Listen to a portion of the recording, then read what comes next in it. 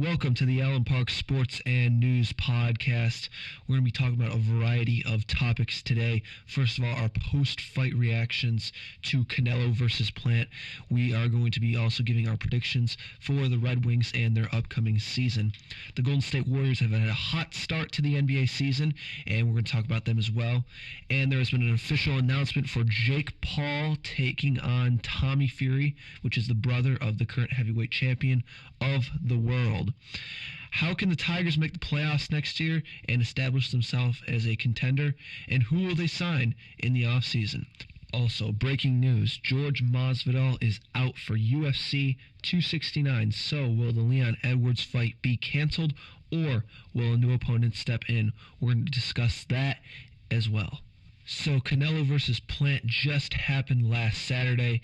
So, my thoughts on that is another dominating performance by Canelo Alvarez. Now, Canelo Plant did very, very good for himself in the first few rounds. The jab was working very effectively, but ultimately, Canelo's cardio and his power just caught up to Caleb Plant in this fight, which was actually my prediction. I did predict Canelo to win either by decision with, beating him up pretty badly in the later rounds or finishing him, which is what ended up happening. So no surprise there. It went just the way that I thought it would. Also, a little bit of breaking news. George Masvidal is out for UFC 269. Stay tuned for the next episode, by the way. We're going to be giving our predictions for UFC 269. But George Masvidal is out. So, will the Leon Edwards fight, which is supposed to happen, be canceled? Well, here's my thoughts. Obviously, Leon is right up in line for a title shot against Kamaru Usman. So, I could definitely see him sitting out. But there is a possibility that I could see, if they worked out something with the UFC, possibly having Hamza Chimaev hopping in as a replacement for George Masvidal. And that would actually be a very competitive fight, and I would love to see that happen.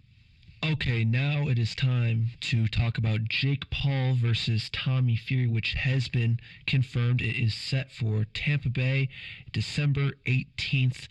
Honestly, in this fight, I'm picking Jake Paul. I know most of you will probably be shocked by that, considering Tommy Fury is the brother of the current heavyweight champion of the world, and Jake Paul is a YouTuber who is annoying and he makes YouTube videos. But here's the thing. Tommy Fury is not as good as his brother at all. He, in fact, in my opinion, is not that great of a boxer compared to, the best in the world. So I think his cardio is very unproven, and he actually might underestimate Jake Paul, and he could, if he doesn't, knock him out in the first round or two, potentially gas out, and Jake will knock him out in the later rounds. Now, I know Jake doesn't have the greatest gas tank in the world, but he still landed some decent shots in the later rounds against Tyron Woodley. And the way that Tommy Fury was actually eating shots from Anthony Taylor in his last fight, they were just basic overhand rights that Tommy continued to eat in that fight. I think if Jake is to land one of those, it would be a lot more devastating than 5'7", 165-pound Anthony Taylor is. So the Golden State Warriors have had a very hot start to the season as of the time we're recording. They are 10-1 right now, and they don't even have Klay Thompson yet. So we wonder if they have a real shot to win the NBA title. We're going to go talk to our basketball expert, Tiago. Tiago, what shot do you give the Warriors of winning the championship? And even if they don't, what kind of noise can they make these playoffs? Well, Nick, they are 10-1, and they are the number one team in the West Conference. But you also have to think for the playoffs, there's a lot of competition in the West. You have the Lakers, who are stacked with a lot of stars, even though they're not doing their best right now. If they get it together, they are definitely going to be a problem. And don't forget the Suns, who were in the NBA Finals last year. So, yes, the Golden State does have a lot of potential to win the championship, even though they haven't played with Klay Thompson yet. But you also have to think of who they'll play in the East. They'll have to beat, most likely, the Nets, who have KD, LaMarcus Aldridge, James Harden, and Kyrie Irving, who may or may not play this season. we're going to get some predictions about the Detroit Red Wings. So we're going to go to our hockey expert, Justin. Justin, what chances do you give the Red Wings this year? You know, the Red Wings are third in the Atlantic Division right now. They're playing extremely well, like the best I've seen them play in like the last 5 years. They're actually looking like the Red Wings from the 2000s and the 90s again. They're playing so well. They're very coordinated. Coach is good, even though I don't really like him that much. And ever since Yzerman has came in as the general manager, he's really made some major improvements and some very smart calls. With getting new goalies, getting rid of Bernier because he sucked. And, you know, I think we can make the playoffs because at the end of the season last season, we were very good. We just kept winning games. We're playing really well against very good teams. Like the other day, we beat the Oilers, who were 9-1 at the time, 4-2. They're playing really well. Goals were good.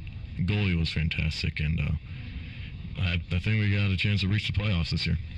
All right, for our Detroit Tigers, we're coming off a relatively successful season. We didn't quite make the playoffs, but that is for our baseball expert. We're going to ask Kobe, how can the Tigers make the playoffs next year and establish themselves as an actual contender?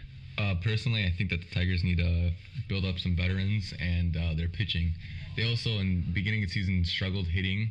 I went to one of the games and they batted around 200, which is not acceptable at all. And they had trouble with their catching last year. They went through about 4 or 5 catchers. But I think in this offseason they're going to sign a good catcher, and maybe if they can get a veteran or some more coaching staff, they'll be fine. All right, and that actually leads me into my next question, Kobe. Who do you think the Tigers should sign? Any particular names? Honestly, I can't answer that question for the catching standpoint, but there are some pretty big names out there right now, like Carlos Correa, but I think he's going to the Yankees, and there's also Freddie Freeman, but he's probably also going back to the Braves. But there's also some big names in pitching, like Justin Verlander, Max Scherzer, other names like that could be coming up in free agency soon. We'd like to thank all of our sports experts for helping out on this podcast. And we'd also like to thank you for listening. Please like this video and subscribe to our YouTube channel for more podcast episodes like this. And I hope to see you in the next one.